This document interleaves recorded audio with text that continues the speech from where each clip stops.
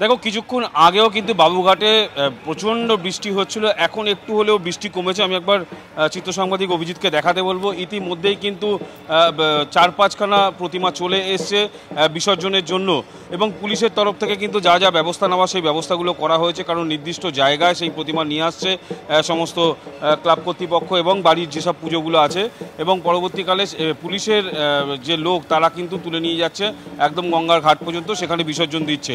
এবং কিছুক্ষণ আগেও কিন্তু প্রচুর বৃষ্টি হচ্ছিল, এবং তুমি দেখতে পাচ্ছ। আমি একবার অভিজিৎকে বলবো যে আকাশটা দেখাবার জন্য, যে আকাশে কিন্তু প্রচুর পরিমাণে, যেমনটা কিছুক্ষণ আগে কমলেশ বলছিল যে প্রচুর পরিমাণে কিন্তু মেঘ জমে রয়েছে। কিছুক্ষণের মধ্যে আবারও ভারী বৃষ্টি হওয়ার সম্ভাবনা রয়েছে, এবং যেহেতু হাওয়া অফিসের তরফ থেকে বলা হয়েছে যে আজকের কলকাতা, হাওড়া, হুগলি এবং 2 চব্বিশ পরগনা, 2 মেদিনীপুরে কমলা সতর্কতা, অর্থাৎ যে নিম্নচাপটি ছিল সেই নিম্নচাপ কিন্তু শক্তি বাড়িয়ে ধীরে ধীরে আজকের রাতের মধ্যে সেটা কিন্তু উড়িষ্যায় প্রবেশ করবে, এবং এই নিম্নচাপের ফলেই কিন্তু এই বৃষ্টির পরিস্থিতি, এবং সেখানে ভারী থেকে অতি ভারী বৃষ্টি হতে পারে।